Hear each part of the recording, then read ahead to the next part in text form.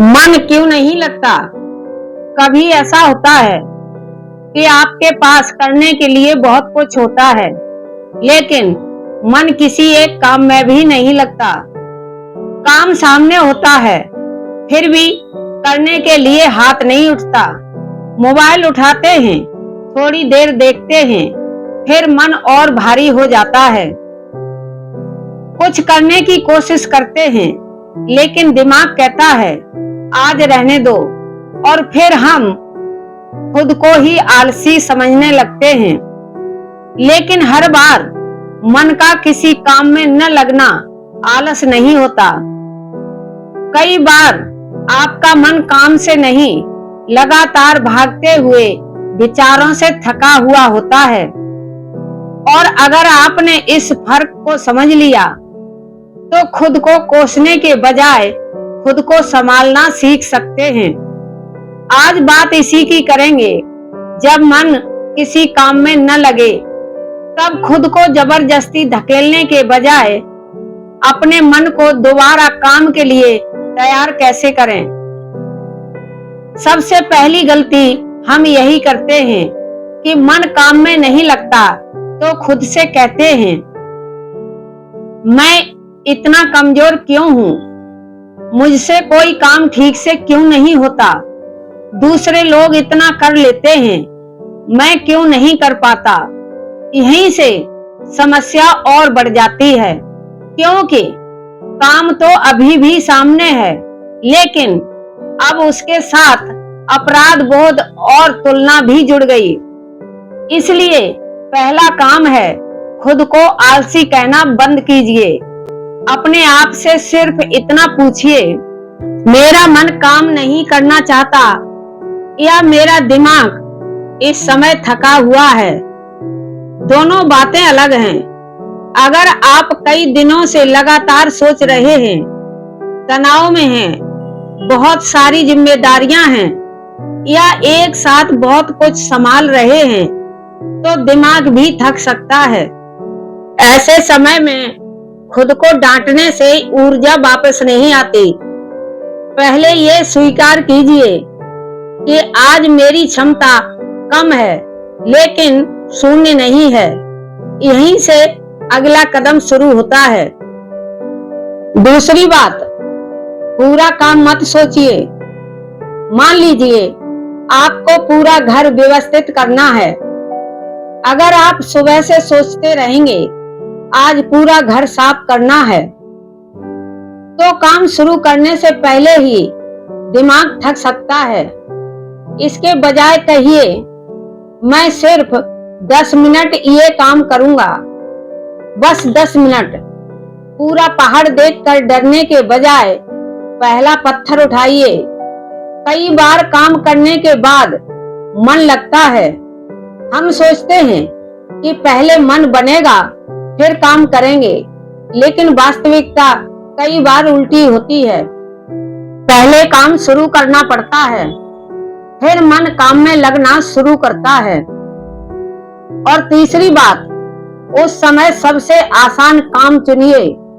जब मन बिल्कुल नहीं लग रहा हो, तब सबसे कठिन काम पकड़ लेना समझदारी नहीं है।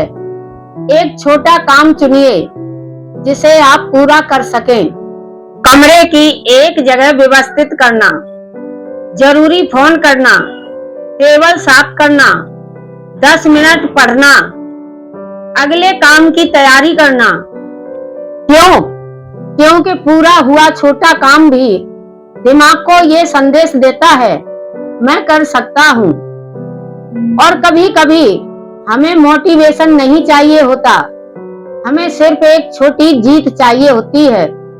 मोबाइल को आराम समझने की गलती मत कीजिए।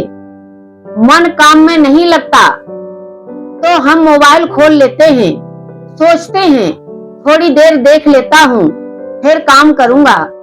लेकिन अगर वह थोड़ी देर आधा घंटा बन गई तो शरीर वहीं रहता है और दिमाग लगातार नई नई चीजें देखता रहता है, फिर काम और भारी लगने लगता है। इसलिए जब मन पहले से परेशान हो तो कम से कम थोड़ी देर के लिए मोबाइल से दूरी बनाकर शांत बैठना ज्यादा उपयोगी हो सकता है। हर खाली समय को स्क्रीन से भरना आराम नहीं होता। कभी कभी दिमाग को कुछ न देखने का समय भी चाहिए। सबसे पहले ये पता कीजिए कि मन भाग क्यों रहा है। यह सबसे जरूरी बात है। कभी काम मुश्किल नहीं होता, काम के पीछे छिपी कोई चिंता मुश्किल होती है। मान लीजिए आपको पढ़ाई करनी है, लेकिन मन बार बार पैसों की चिंता में जा रहा है। यह काम करना है, लेकिन किसी व्यक्ति की कही हुई बात बार बार याद आ रही है। यह भविष्य को लेकर डर है। ऐसे में आप किताब के सामने बैठे हैं, लेकिन आपका दिमाग कहीं और है। तो खुद से पूछिए, मैं इस समय काम से भाग रहा हूं या किसी चिंता से?